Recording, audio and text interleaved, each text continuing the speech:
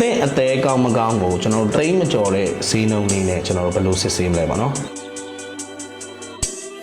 TGIF တစ်ခါလုံးရင်တော့ကျွန်တော်တို့3သိန်းခွဲ2သိန်းလောက်ကကျွန်တော်သုံးကြတယ်ဒါအပတ်တိုင်းပေါ့6လတစ်ခါလောက်တော့ကျွန်တော်တို့အသေးလေးနေကောင်းမကောင်းကိုကျွန်တော်စစ်ဆေးဖို့လိုအပ်ပါတယ်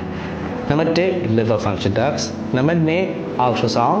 နံပါတ်3 total bilirubin နဲ့နံပါတ်4 platelet count အဲ့ဒီ4ခုကတော့ကျွန်တော်3သိန်းမကျော်တဲ့ဈေးနှုန်းနဲ့စစ်ဆေးလို့ရတယ်